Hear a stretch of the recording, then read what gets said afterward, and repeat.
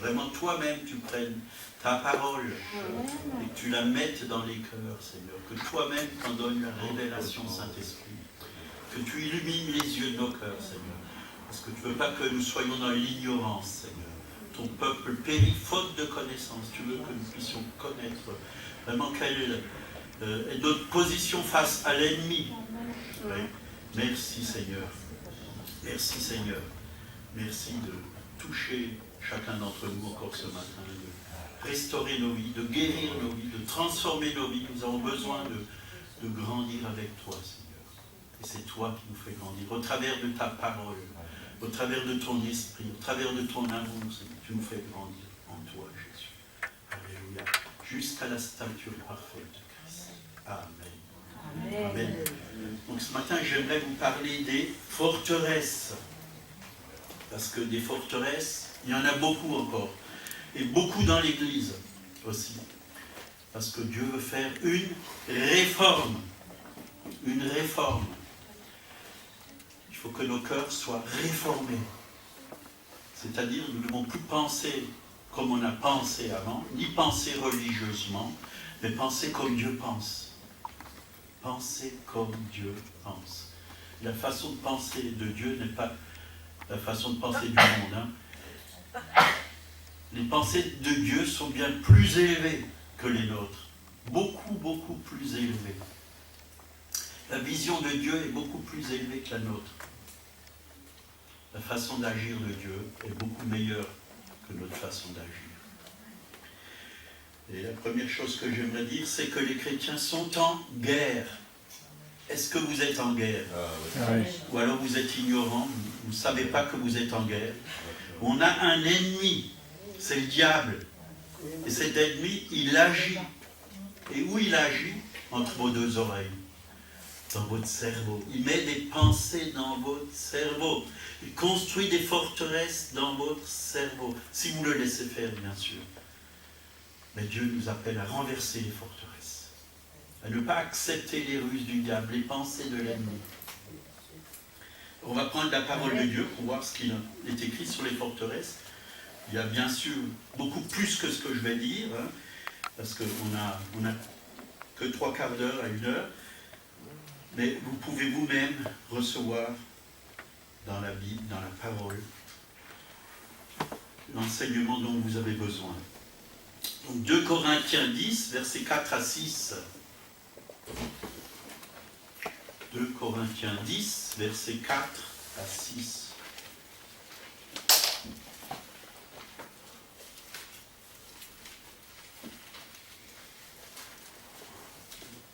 Et ça nous prouve qu'on est des soldats, car les armes avec lesquelles nous combattons ne sont pas charnelles.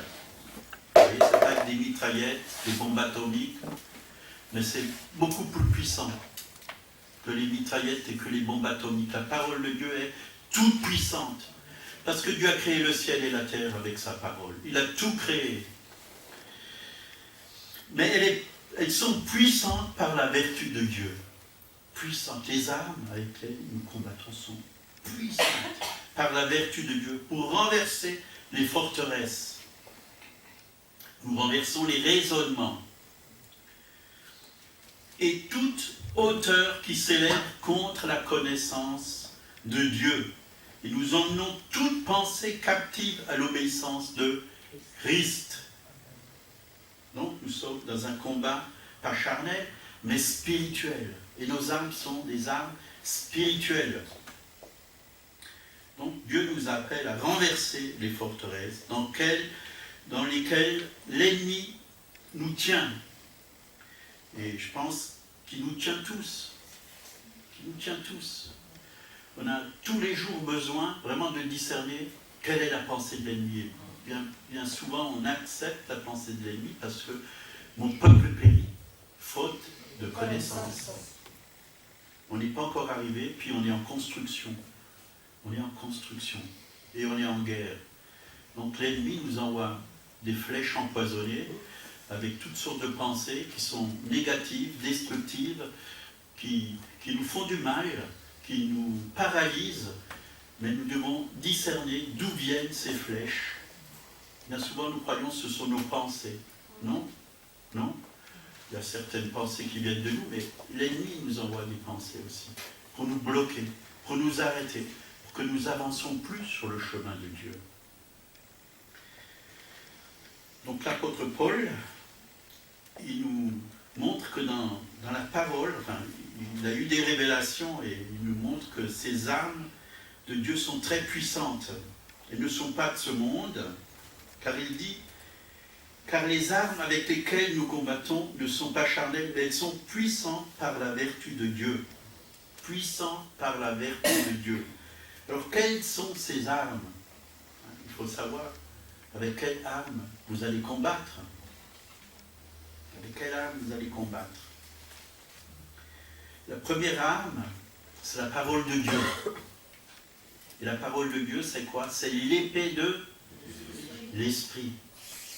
C'est très puissant. L'épée de l'esprit. Ta parole est la vérité. La vérité. Nous devons connaître la vérité. La vérité, c'est Jésus, mais c'est aussi sa parole. C'est important que nous puissions connaître la parole de Dieu. Et c'est bon d'apprendre des versets par cœur. Moi, j'ai appris plusieurs versets par cœur. Et je pourrais vous les citer. Et c'est des versets clés que bien souvent je cite. Parce que quand je les cite avec ma bouche, c'est comme si, c'est pas comme si, mais j'envoie vraiment des flèches à l'ennemi pour le détruire. Et quand je proclame qui je suis en Jésus-Christ, ben l'ennemi, il tombe. Il perd ses forces. Mais si je proclame les pensées qu'il m'envoie dans la tête, dans mon cerveau, et ces pensées sont parfois des pensées, je suis faible, je n'y arriverai pas, c'est impossible, je suis malade, je vais attraper la grippe ou autre chose, ou le cancer, et ainsi de suite. L'ennemi cherche à nous décourager, chaque jour. Vraiment, son plan, c'est de nous décourager. Parce qu'un chrétien qui est découragé, il ne peut rien faire. C'est pourquoi la parole de Dieu nous dit dans Josué, fortifie-toi et prends courage. Prends courage. Un chrétien courageux, il va jusqu'au bout du monde. Il marche sur les serpents, les scorpions, il n'a peur de rien. Parce que l'amour parfait bannit la crainte. Quand on est rempli de Dieu, quand on est rempli de sa parole, quand on est rempli de son amour, il n'y a rien qui nous fait peur. Ni les hommes, ni le diable. Quand on a la crainte de Dieu, on ne craint plus les hommes. Quand on craint les hommes, on ne craint plus Dieu. C'est le contraire. Alors qui craignez-vous? Dieu ou les hommes? Il faut craindre Dieu. La crainte de Dieu, c'est-à-dire aimer Dieu plus que tout. Prendre sa parole au mot. Marcher avec sa parole. Être dans sa parole. Vivre avec sa parole. Chaque jour. Donc l'épée de l'esprit, on ne va pas le développer. Vous pouvez le développer chez vous. Là, Jésus nous parle, enfin la Bible nous parle, Jésus nous parle de l'épée de l'esprit. C'est la parole de Dieu, l'épée de l'esprit. Donc nous avons besoin de la parole de Dieu et de l'utiliser chaque jour. Le chrétien doit avoir la parole de Dieu, c'est-à-dire l'épée toujours à la main. Vous voyez, il y a des épées, il y a quelque chose, vous voyez, il y a l'épée et il y a quelque chose qui bloque l'épée à la main. Je ne sais pas si vous avez déjà vu. Oui. Il ne faut jamais l'enlever, ni la nuit. Quand vous allez vous coucher, vous gardez votre épée. Vous la gardez. Vous dormez avec l'épée. Vous dormez avec le casque du salut. Vous dormez avec tout l'équipement de Dieu. Il ne faut pas déposer les armes. Il ne faut pas déposer les armes. Parce que l'ennemi, il vient la nuit aussi. Il vient la nuit. J'ai entendu des messages où il disait, la nuit, quand vous allez au lit, vous posez vos armes et vous dormez. Et le matin, vous reprenez vos armes. Non, il vaut mieux les avoir tout le temps. Parce que c'est des armes spirituelles. Elles sont en nous. Il faut qu'elles restent en nous. Il faut les utiliser jour et nuit. L'ennemi peut venir la nuit dans tes pensées et te mettre toutes sortes de pensées. Mais le Saint-Esprit aussi peut venir pendant la nuit, si tu restes connecté au ciel. Et il peut mettre aussi toutes sortes de bonnes pensées dans ta vie. Donc, l'épée de l'esprit, marcher vraiment, utiliser cette épée. C'est beau d'avoir une épée, mais si on ne l'utilise pas, elle ne sert à rien. La parole de Dieu, elle est faite pour être utilisée. Mais d'être utilisée avec l'onction du Saint-Esprit. Pas n'importe comment. Pas selon la chair. On peut l'utiliser selon la chair. Hein. La lettre tue, et l'esprit vivifie. Deuxième arme, le nom de Jésus. Hein, Jésus lui-même, il a dit, en mon nom, vous chasserez les démons. Et faites une étude sur le nom de Jésus et regardez, moi, tout ce que vous demanderez en mon nom, je vous le donnerai. Le nom de Jésus, c'est un nom qui sauve, un nom qui libère, qui guérit. C'est un nom puissant face à l'ennemi. Il ne supporte pas le nom de Jésus. L'ennemi ne supporte pas le nom de Jésus. Ça le fait trembler. Ça le fait trembler. Parce qu'au nom de Jésus, nous marchons sur les serpents et les scorpions et sur toute la puissance de l'ennemi. Et rien ne peut nous nuire. Nous chassons les démons. Nous imposons les mains aux malades. Et les malades sont guéris. En son nom, faites toutes choses au nom du Seigneur Jésus. Quand vous travaillez, travaillez pour la gloire de Dieu. Travaillez pour le nom de Jésus. Ce n'est pas pour votre patron que vous allez travailler en premier, votre patron terrestre, mais pour votre patron céleste, qui est Jésus-Christ. C'est lui. C'est pour lui. C'est avec lui et pour lui que vous allez travailler. Et faites toutes choses au nom du Seigneur. Que ce soit la cuisine, que ce soit une promenade, que ce soit des courses. Faites toutes choses au nom du Seigneur. Le nom de Jésus qui sauve. Pour chasser l'ennemi. Il y a beaucoup de choses à dire sur le nom de Jésus. Troisièmement, le sang de Jésus. Une arme très puissante. Le sang de Jésus. Seigneur, je me mets sous ton sang précieux. Et même, vous pouvez dire, ton sang coule en moi. Il coule dans mes veines. Quand l'ennemi voit le sang de Jésus, il a peur. Est-ce que vous savez que le sang de Jésus coule dans vos veines? C'est un sang royal. Vivez comme un roi, si c'est un sang royal. Pensez comme un roi. Parlez comme un roi. Donnez des ordres à l'ennemi, puisque vous êtes roi. L'ennemi n'est pas roi, il est vaincu. Il est sous vos pieds. Vous régnez. Le roi, c'est quelqu'un qui règne. Règne sur la maladie. Règne sur les pensées mauvaises. Règne sur la crainte. Règne sur la tristesse. Régnez avec Christ. Vous êtes assis avec Christ. Pourquoi vous êtes assis avec Christ dans les lieux célestes? Pour régner avec lui. Pour régner. Vous êtes des rois. Vous êtes des rois. Sachez que vous êtes des rois. Comportez-vous comme des rois. Ma femme m'a dit ce matin, si je veux... Qu'est-ce que tu m'as dit? Dis-moi le nouveau. Dans la voiture. Si tu veux que je te traite comme une reine, tu dois me traiter comme un roi. C'est ça? Non, c'est l'inverse. Ah bon, voilà. Alors dis-le. Vas-y. Si tu veux être comme un roi. Que je te traite comme une princesse. Je te traite comme un roi. Non, c'est l'inverse que je t'ai dit. En tout cas, tu es une princesse et moi je suis un prince. Tu es une reine et je suis un roi. C'est ça qui est important. Nous sommes des reines et nous sommes des princes, nous sommes des rois et des reines en Jésus-Christ. Parce que c'est Jésus qui nous a couronnés de gloire et d'honneur. Il nous a couronnés de gloire et d'honneur. C'est la créature la plus merveilleuse qu'il a pu faire sur la terre. Quand il a créé toutes choses, c'était bon. Mais quand il a créé l'homme et la femme, c'était très bon. Parce que c'est le couronnement de la création. Il les a créés pour régner, pour dominer. Pour dominer. N'est-ce pas merveilleux?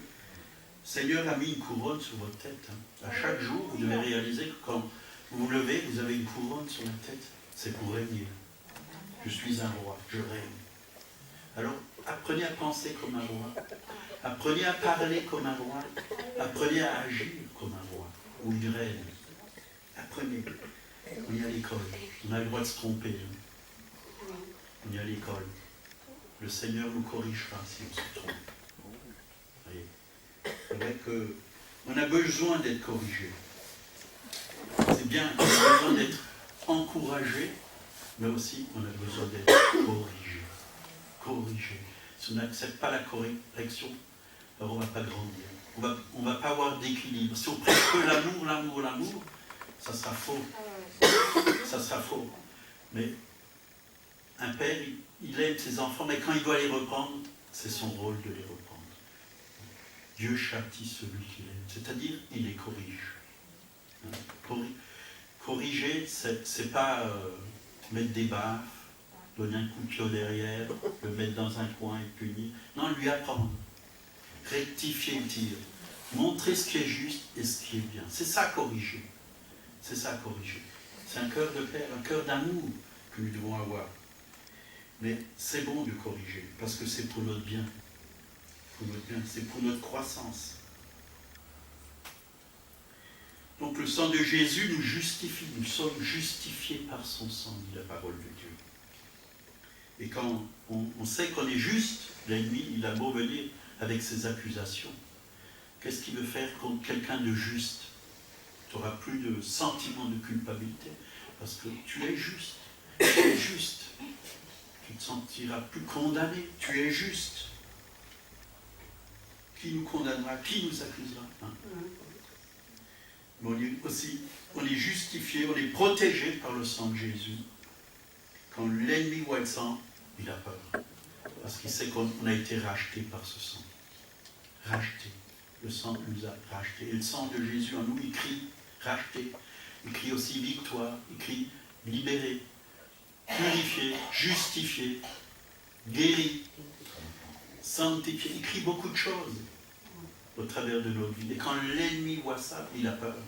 Alors mettez-vous sous le sang de Jésus et laissez vraiment ce sang couler dans votre veine. Sachez que vous avez une nature royale.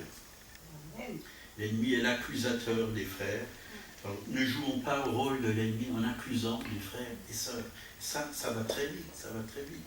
Pour chacun, je parle même pour moi, ça va très vite. On a vite fait d'écouter l'ennemi. Il t'a vu celui-là, il a fait ci et ça et ça. Ça va vite. Donc prions, pardonnons, mettons la protection sur cette personne. Aimons. L'amour couvre une multitude de fautes. Alors, couvrons les fautes.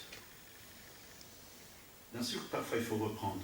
Si le Seigneur nous conduit à reprendre quelqu'un, alors il faut le faire, mais il faut le faire dans l'amour.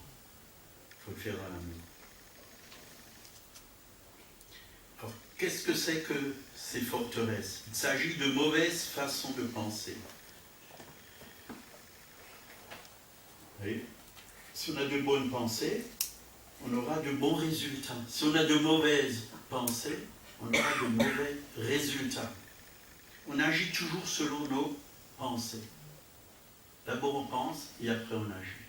La pensée, c'est quelque chose de très important.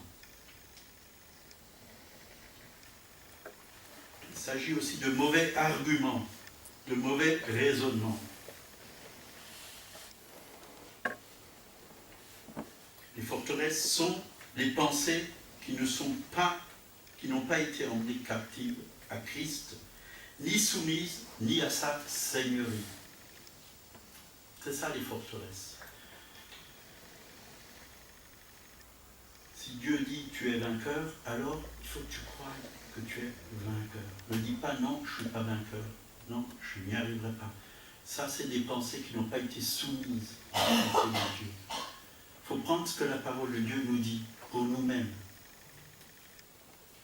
On le chante, je suis fort, fort, oui, plus que vainqueur. Oui, pas seulement vainqueur, mais plus que vainqueur. Alors, la victoire qui triomphe du monde, c'est notre foi. Amen. Avec Christ, on est plus que vainqueur. Mais ça, c'est des choses qui doivent être imprégnées en nous, imprégnées dans nos pensées, imprégnées dans notre cœur, parce que c'est dans le cœur qu'il y a les pensées. Ça doit être imprégné. faut mettre ça à l'intérieur. Il n'y a que ce qui est à l'intérieur qui va sortir. Hein. Moi, si je mets dans une bouteille de vin du Bordeaux, ben, il ne va pas sortir du Beaujolais, croyez-moi. C'est ce qui est à l'intérieur qui va sortir. Si je mets en moi de bonnes choses, c'est les bonnes choses qui vont sortir, pas les mauvaises. Pas les mauvaises. Et il y a tient captifs certains chrétiens. Et parfois des églises entières. Et des villes entières. Parce qu'ils n'ont pas soumis leur pensée au Seigneur. Ils n'ont pas eu le renouvellement de l'intelligence. Nous avons besoin d'être renouvelés dans notre intelligence. Et vraiment que les yeux de nos cœurs soient illuminés. La Bible le dit clairement, il faut que les yeux de nos cœurs soient illuminés. Illuminés. La parole de Dieu, nous devons la recevoir par révélation, pas par doctrine. C'est bon les doctrines, je n'ai rien contre. Dieu, il a créé des doctrines, mais ce n'est pas la doctrine qui doit vraiment nous guider, c'est la révélation de Dieu. Parce qu'une doctrine, on peut mal l'apprendre. Hein. La révélation est claire, voilà. Donc, si on est captif, ben, on est privé de la liberté en Christ. Et Dieu nous tient esclaves entre ses mains, enchaînés, prisonniers, chaîne du mensonge. Et ça a besoin d'être brisé. Brisé. Parce que parfois c'est tellement fort qu'on y croit. On croit que c'est la vérité. On croit que le mensonge est la vérité. Et on est dans un monde où on croit que ce qui est bon, c'est mauvais, et ce qui est mauvais, bon. On a tout inversé. Ça, c'est l'ennemi qui a tout inversé. Donc, les portes de la prison doivent être ouvertes. Si on est prisonnier, il faut que ces portes soient ouvertes. Jésus est venu pour libérer les captifs. Il est venu pour libérer les captifs. Et bien souvent, dans nos pensées, ça, on est captif. On est pris au piège. L'ennemi nous a pris au piège. On croit trop les mensonges du malin. C'est vrai, on peut être hors d'une prison, mais on peut être prisonnier à l'intérieur de nous. Et ça, c'est encore pire. Vaut mieux parfois être dans une prison et être libre à l'intérieur de nous. Il y a des chrétiens qui sont en prison, ils se sont convertis en prison, ils sont libres, ils sont heureux, ils témoignent, ils gagnent des âmes, ils sont libres, malgré qu'il y a des murs. Bien sûr, ils ne peuvent peut-être pas passer les murs, mais ils sont libres. Ils sont libres à l'intérieur d'eux. Et ça, c'est beau. Ça, c'est beau.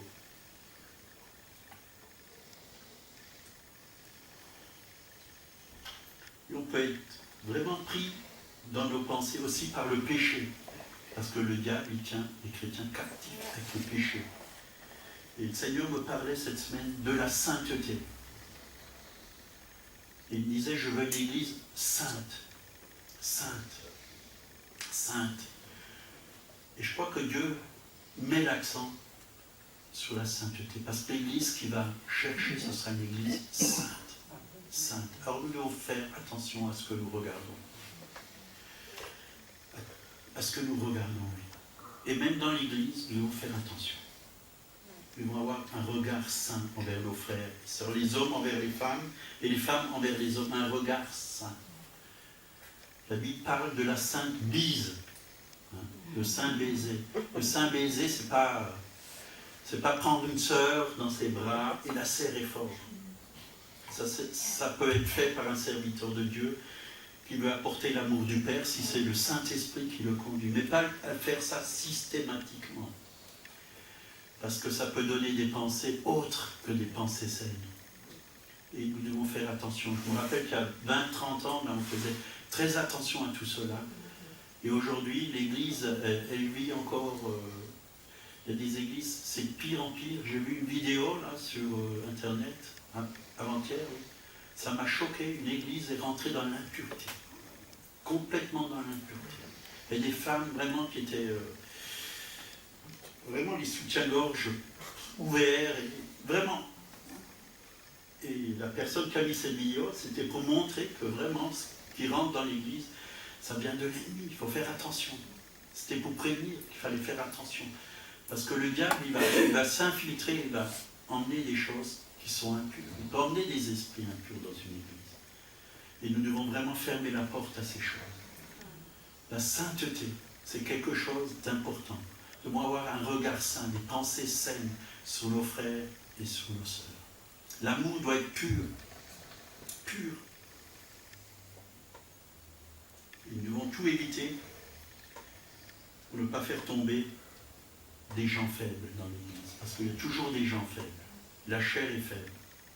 La Bible dit, et l'esprit est bien disposé. Donc si je vous parle de ces choses, c'est parce que le Saint-Esprit m'a parlé de ces choses. Donc on va revenir. Verset 4, nos âmes sont puissantes pour renverser les forteresses. Donc c'est quoi les forteresses? C'est des murs que l'ennemi a construits dans la tête des hommes. Des raisonnements. Des raisonnements. C'est quoi un raisonnement? C'est fondé sur la raison. Un raisonnement. Fondé sur l'expérience, sur ses sentiments, sa logique. Il y a des raisonnements faux, mais il y en a aussi des justes, il y en a des décousus et des illogiques.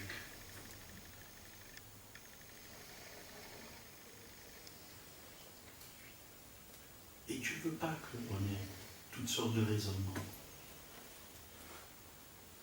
Quand votre patron vous dit, va faire ci et va faire ça, tu vas le faire.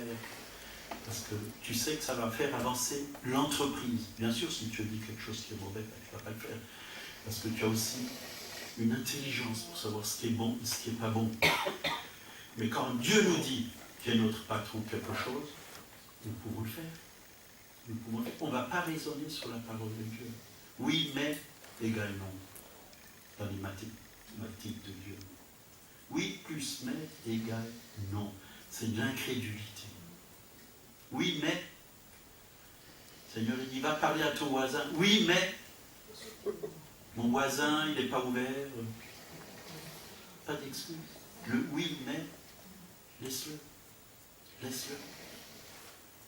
Prie pour lui, il est malade. Oui, mais, est-ce qu'il va accepter la prière?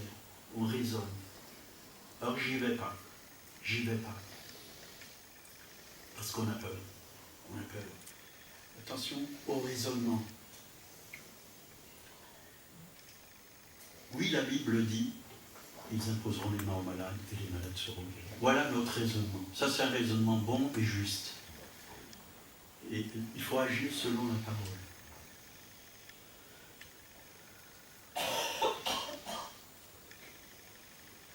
Alors, on va voir Pierre. Il a eu un bon raisonnement. Il a eu un bon raisonnement dans la parole. Dans Jean 21, verset 3.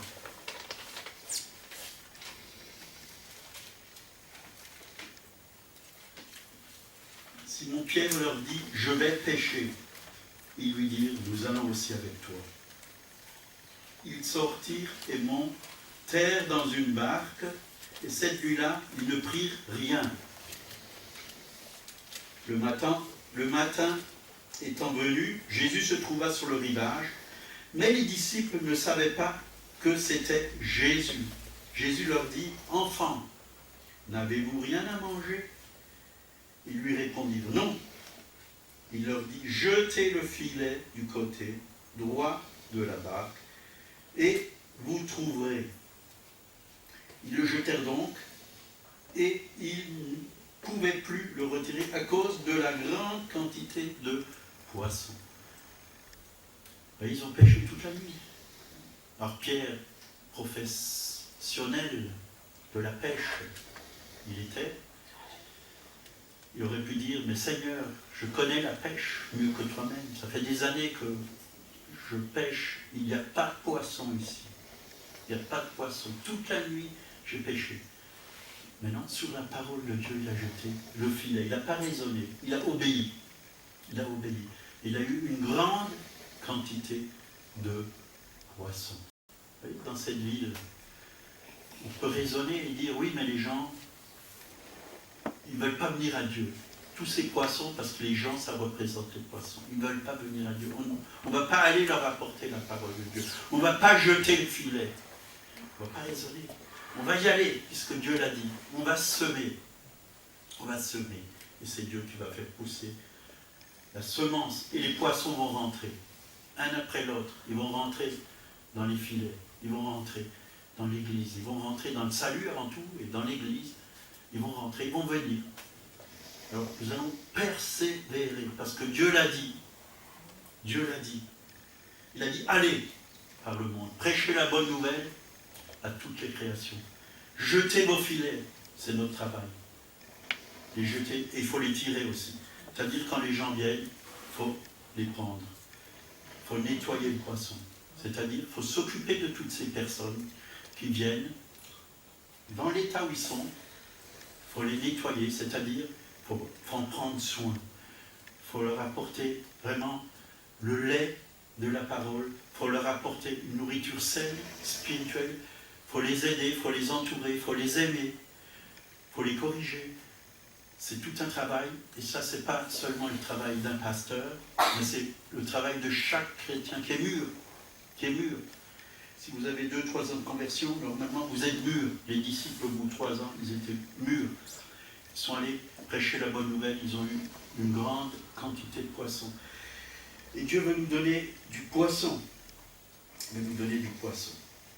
Donc Luc 5, verset 4, lorsqu'il eut cessé de parler, il dit à Simon, avance en pélo, et jetez vos filets pour pêcher. Simon lui répondit, maître, nous avons travaillé toute la nuit sans rien prendre, mais sur ta parole je jetterai les filets. L'ayant fait, ils prirent une grande quantité de poissons, et les filets se rompaient. On peut voir vraiment que Pierre, en tant que professionnel, n'a pas raisonné. C'est vrai, toute la nuit, mais une parole de Jésus, à partir du moment où il a obéi, c'est Jésus lui-même qui a fait venir les poissons. Il a déplacé les poissons, le Seigneur, parce qu'il est tout puissant. Ils étaient là et il les a fait venir. C'est ce qu'il va faire pour Israël. Il va déplacer le pétrole, il va l'envoyer en Israël, sous la terre d'Israël. Et Israël va avoir du pétrole. Moi je crois ça. Moi je crois ça. Parce que Dieu est tout puissant. Il veut bénir Israël. Il veut bénir Israël. Israël ne sera pas détruite par la bombe atomique. La Bible ne dit pas ça. Mais il y en a d'autres qui seront détruits s'ils veulent l'utiliser. Fasse attention. Dieu aime Israël. Dieu aime son peuple. Et le pétrole, il va faire venir. Et il a déjà mis plein de richesses dans la terre d'Israël. Et quand ils vont exploiter cette richesse, ils auront tous les moyens pour pouvoir vraiment reconstruire le pays. Ça sera un beau pays qui va s'agrandir. Il ne va pas rétrécir, il va s'agrandir. Le projet de Satan, c'est de rétrécir, de le détruire. Mais la gloire de Dieu va éclater sur Israël. Il y aura des conversions. Il y aura des conversions par milliers. Les Juifs vont se convertir et ils vont annoncer l'évangile. Ils vont annoncer l'évangile. Donc, soyons obéissants, comme Pierre. Et vous allez voir que vos filets seront pleins de poissons. Dieu va vous donner plein d'âmes. Vous allez avoir beaucoup de travail. Vous occupez d'eux. Mais ça vous fera du bien, tout ça. Parce que c'est que de bonnes choses. C'est réjouissant quand une âme se convertit. On a envie de prendre soin d'elle. On a envie de lui emmener la bénédiction de Dieu. On a envie vraiment de la voir grandir et s'épanouir. C'est comme une mère ou un père qui voit son enfant grandir et s'épanouir. C'est une joie pour le père et pour la mère. Mais ça va aussi être une joie pour chacun d'entre vous de voir tous ces bébés spirituels devenir des adultes, devenir des disciples de Jésus, devenir des serviteurs et des servantes de Dieu. Dieu va vous donner une grande joie. Une grande joie. Vous n'allez pas faire le travail en boudant, mais en vous réjouissant.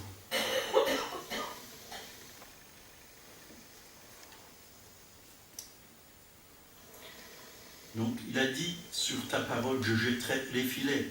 Nous devons prendre la parole de Dieu pour nous, et pas dire, avec moi, ça ne marche pas. J'ai le cancer, je ne le guérirai pas. J'ai trop de dettes, je ne m'en sortirai pas.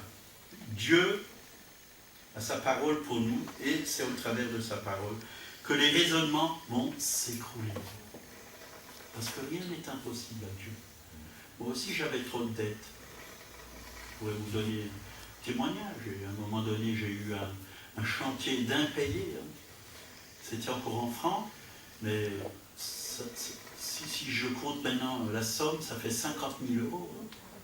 45 000, elle dit. Oui, moi j'en rajoute, mais c'est bon. Mais Dieu a pourvu. Aujourd'hui, je n'ai plus de dette. Parce que Dieu est tout puissant. C'est Dieu qui a pourvu. C'est Dieu qui a fait le miracle. Avec Dieu, rien n'est impossible. Mais tout est possible aussi à celui qui croit.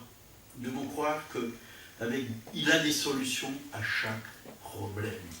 Qu'importe le problème, qu'il soit gros comme une montagne, Dieu peut déplacer les montagnes.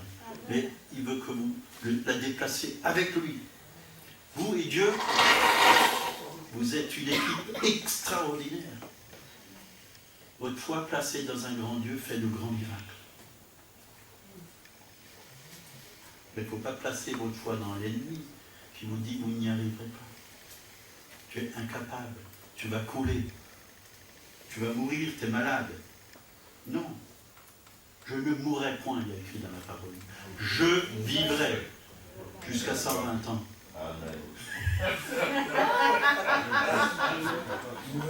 Exact.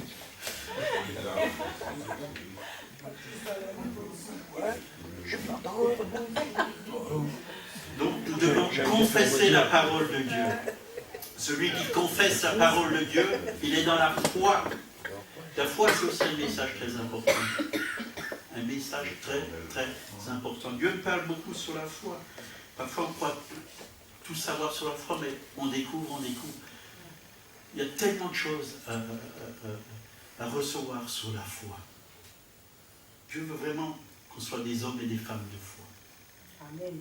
Et on peut renverser vraiment des murailles, faire tomber des Jérichos, si on a la foi de Dieu en nous. On peut prendre des villes, et des pays même, parce que la foi n'est pas limitée. Dieu n'est pas limité. La foi de Dieu n'est pas limitée. Elle est illimitée. Donc, on revient à 2 Corinthiens 10, verset 5. Nous renversons les raisonnements, donc renverser. Et toute hauteur qui s'élève contre la connaissance de Dieu. L'expression s'élever, les hauteurs,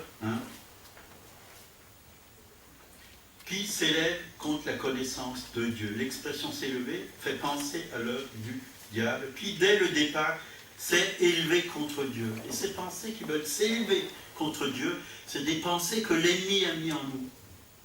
Des pensées de rébellion. Rebelle. Dire ah, Dieu n'est pas juste, Dieu. On en veut à Dieu. Vous voyez. Il y a des chrétiens comme ça, ils en veulent à Dieu. Dieu n'a pas fait ça pour moi. Dieu n'a fait pas ça. Il n'a pas fait ça pour moi. Mais tu n'as pas vu ce que l'ennemi a fait pour toi. Il t'a fait mal. Il est en train de te détruire. Il est en train de saccager ta vie. Et sache que Jésus a donné sa vie pour toi. Pour que tu sois libre. Pour que tu sois béni. Pour que tu prospères. Pour que tu réussisses dans toutes tes entreprises.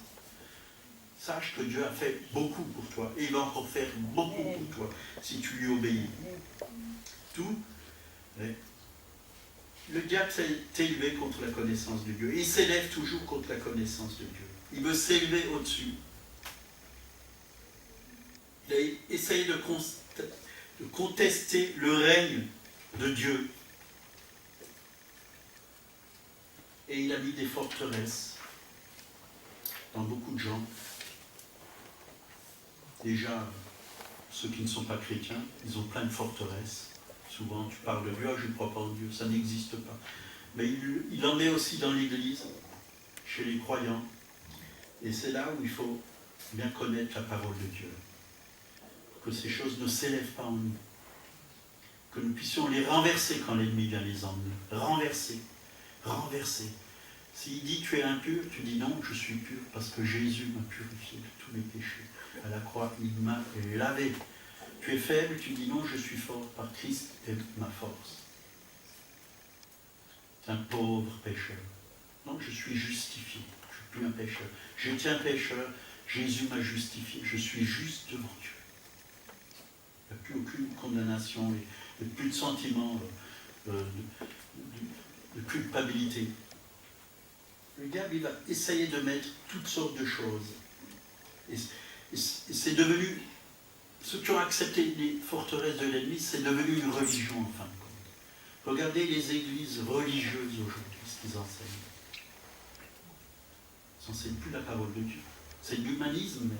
Ils veulent faire de bonnes choses, mais c'est humain. C'est sentimental, c'est charnel. Il n'y a plus la parole de Dieu dedans. Et il y a même de la politique. Oui. On veut aimer tout le monde. Et tout est bon. Tout est bon. Il faut aimer tout le monde. Il ne faut pas dire la vérité. Ah, tu es homosexuel. Ah, ben, reste comme tu es. Dieu t'a créé ainsi.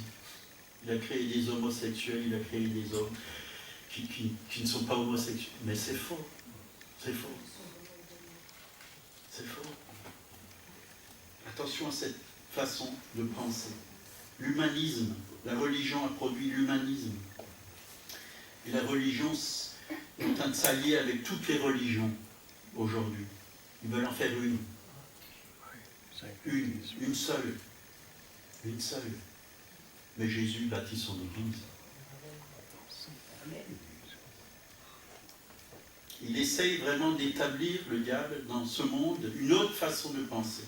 Derrière les philosophies, les religions, l'humanisme et toutes sortes de pratiques.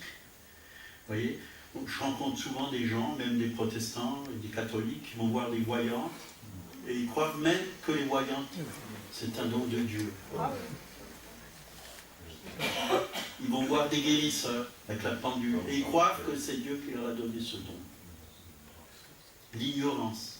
L'ignorance. Toutes sortes de pratiques. Et l'ennemi tient des milliers, même des millions de personnes dans le mensonge et le rejet du vrai Dieu vivant qui est Père, Fils et Saint-Esprit. Il les tient. Il les tient. On va prendre Apocalypse, chapitre 18, verset 1-4.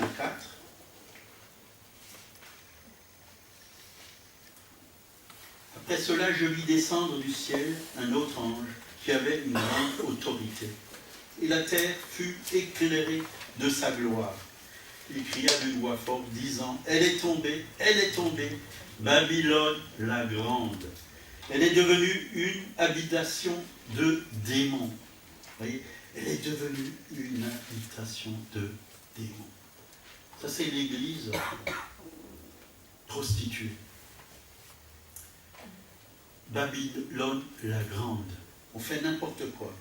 C'est ce que je vous ai cité juste avant, l'humanisme, la religion et toutes ces choses. Et verset 4, et j'entendis du ciel une autre voix qui disait, sortez du milieu d'elle, sortez du milieu d'elle, mon peuple, afin que vous ne participiez point à ses péchés et que vous n'ayez point de part à ses fléaux. Le système du monde est habité par une puissance démoniaque. Tout le système du monde est élevé contre Dieu sous l'influence du prince de ce monde. Babylone, la grande, va tomber. Il est écrit dans la parole. Elle va tomber. Elle va tomber. C'est là où Satan construit ses forteresses, le système de commerce de ce monde, la fausse religion, réunir les bouddhistes, les chrétiens, les musulmans, les juifs, et en faire une seule religion. C'est ce qui est en train de se passer. Regardez les informations, regardez la télé. C'est ce qui est en train de se passer.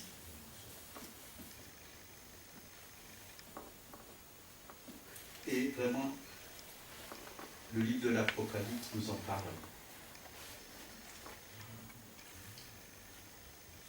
Donc, quelles sont donc les forteresses? Ce sont les mauvaises façons de penser, les mauvaises idées, influencées par Satan et ses démons, derrière lesquelles ceux-ci se cachent. Ces mauvaises façons de penser peuvent gouverner ou dominer les individus, les communautés, les nations et même des églises. Donc ces forteresses ont besoin d'être renversées.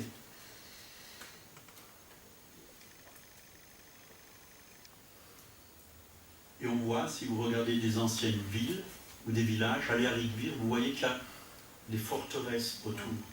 Des murs, des grands murs. Jéricho, il y avait un grand mur autour. un grand mur. Ils construisaient, les habitants construisaient une défense secondaire au centre de la ville en forme de tour. Celle-ci était appelée une forteresse. Il y avait des soldats pour garder et en cas d'attaque, les citoyens de la ville pouvaient venir pour trouver la protection. Et bien souvent, on veut se protéger aussi. On ne veut pas que les forteresses tombent. On a des excuses. On a des excuses. On veut se protéger. On veut se protéger. On a peur de changer. On a peur d'avancer. On ne veut pas grandir. Et dans le psaume 18, verset 3, il est dit « L'Éternel, mon rocher, ma forteresse ». C'est Dieu qui doit être notre forteresse, notre rocher. C'est sur lui que nous nous appuyons. C'est lui notre forteresse. Mon libérateur, mon Dieu, mon rocher où je trouve un abri. C'est là que nous devons nous abriter. Pas dans des pensées fausses, humaines, en croyant que c'est juste et que c'est bien. Et beaucoup de gens croient que c'est bon, c'est juste, ces religions sont justes, l'humanisme c'est juste, parce qu'on fait des choses qui sont peut-être humainement bien, mais c'est pas ça que Dieu veut. La force qui me sauve, ma haute retraite, j'ai trouvé, ma haute retraite. Vous voyez, je suis déjà en haute retraite. Je m'écris « Loué soit l'Éternel » et je suis délivré de mes ennemis. Devant les attaques de l'ennemi, on se réfugie dans le Seigneur. On se réfugie dans le Seigneur. Il est pour nous un refuge, une forteresse, une tour forte. Et là, on est vraiment bien, on est à l'abri, on a la paix, on a la joie. On est protégé, on est gardé. Je vous ai donné ces âmes, protection du sang de Jésus, le nom de Jésus, la parole de Dieu. Proclamez tout ça et vous êtes dans cette tour forte. Dans cette tour forte. L'ennemi ne peut pas venir. L'ennemi ne peut pas passer. Vous êtes à l'abri du Très-Haut, sous l'ombre du Tout-Puissant. Alléluia. Et dans la louange, on est délivré de nos ennemis. Les mauvaises pensées s'en vont. Quand on loue Dieu, je m'écris « Loué soit l'Éternel » et je suis délivré de tous mes ennemis. Délivré de mes ennemis. Romains 12, verset 2. « Ne vous conformez point au siècle présent, mais soyez transformés par le renouvellement de l'intelligence, afin que vous discerniez quelle est la volonté de Dieu, ce qui est bon, agréable et parfait. » On a besoin du renouvellement de l'intelligence.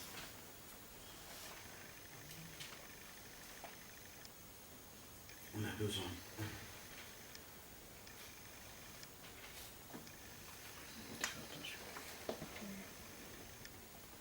Donc, dans l'Église, les forteresses dans l'Église, Éphésiens 2, verset 13. Mais maintenant, en Jésus-Christ, vous étiez jadis éloignés. Vous avez été rapprochés par le sang de Jésus, car il est notre Père, lui qui des deux n'en a fait qu'un, et qui a renversé le mur de séparation. Donc, on est unis maintenant. On est unis. Il n'y a pas d'église, il n'y a qu'une seule église. Juifs, non-juifs, unis, ensemble. Il n'y a pas de mur. Il n'y a pas de mur. Il n'y a qu'un peuple devant Dieu. Il n'y a qu'un peuple. Et c'est formidable, parce que Dieu a renversé le mur. Il a renversé les forteresses. Maintenant, il faut qu'elles soient aussi renversées dans nos pensées. Il faut aimer les Juifs, mais il faut aimer tout le monde. Il faut aimer tout le monde. Aimer son prochain. Aimer son prochain. Et quand on aime tout le monde, on ne va pas se faire la guerre les uns les autres, on va s'aimer les uns les autres. C'est ça le plus grand des commandements.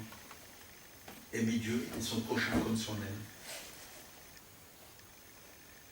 Donc c'est Dieu, dans la prédication de l'Évangile, au travers de l'Église, il désire renverser les barrières entre les personnes. À la croix, le mur de séparation entre juifs et grecs a été brisé afin de créer un seul homme, l'homme nouveau. L'homme nouveau. Il est composé de gens de différents milieux, mais cet homme, il est en Christ. L'homme nouveau, il est en Christ. Dieu l'a placé en Christ. C'est la nouvelle création. Jésus est la tête et nous sommes le corps de cet homme nouveau. Donc le désir de Dieu, c'est que toutes les nations deviennent un en Christ. C'est lui qui brise toutes les barrières.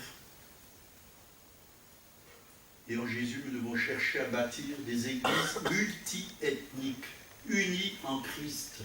Il n'y a pas l'église des Italiens, l'église des Espagnols, l'église des Russes et des Chinois. Il y a l'église de Jésus-Christ. Il n'y a qu'une église, c'est l'église de Jésus-Christ. Ça, ce n'est pas la volonté de Dieu. L'église des Blancs, l'église des Noirs, ça, ce n'est pas la volonté de Dieu. C'est multicolore, une église multicolore. Alléluia. Alléluia, multicolore. Et c'est beau quand il y a plusieurs couleurs dans une église. C'est pas noir et blanc. Il y a aussi du rouge, du bleu. Il y a des gens de tous les milieux. Et c'est vrai, le sang il est rouge pour tout le monde. C'est le même. C'est le même sang, c'est le sang de Jésus qui coule dans les veines de chacun et de chacune. C'est ça qui nous unit. Et dans l'église, il y a aussi des gens de tous les milieux. Des banquiers, des clochards, des ouvriers, des ouvrières, des infirmiers, des infirmières, des peintres, des maçons. Il y a tout. Il y a de tout. Il faut aimer tout le monde. Il ne faut pas dire, ah non, ben lui, c'est un riche, j'en veux pas. Il faut aimer tout le monde. Dieu utilise tout le monde. Là, il y a un banquier qui a donné sa vie à Jésus. Aujourd'hui, il prêche l'évangile. C'est un banquier libanais qui avait vraiment de l'influence. Je pense qu'il a écrit un livre. Si vous pouvez lire ce livre, c'est extraordinaire. Dieu utilise tout le monde. Dieu utilise les drogués, les prostituées quand ils se convertissent, pour donner un témoignage parmi les prostituées, donner un témoignage parmi les drogués, donner un témoignage parmi les hommes d'affaires, les banquiers. Ils ont tous, tout le monde a besoin de Jésus-Christ. Il y a aussi quelqu'un qui cherche vraiment à mettre des forteresses sur nous, c'est Jézabel. Mais ça, c'est encore toute une autre étude. Mammon aussi, on en a parlé ce matin. Mammon, le dieu de l'argent.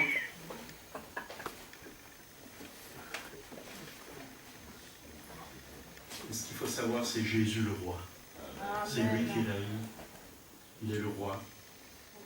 Et c'est lui qui emmène cette réforme dans notre mentalité, dans nos pensées. Repentance veut dire changer de mentalité. Changer de façon de penser. Plus penser comme l'homme, mais penser comme Dieu. C'est ça la repentance. Et Dieu veut nous conduire chaque jour dans cette repentance. J'ai une fois rencontré un chrétien, il m'a dit, oh, je lui ai dit, il faut te repentir parce que vraiment il y avait quelque chose de mauvais dans sa vie. Il a dit, ça fait 30 ans que je me suis repenti, j'ai plus besoin de ça. Non, chaque jour on a besoin de se repentir. Façon de penser autrement. Parce qu'il se croyait qu'il était le meilleur et qu'il était dans la meilleure église. Alors je lui dis, repens-toi.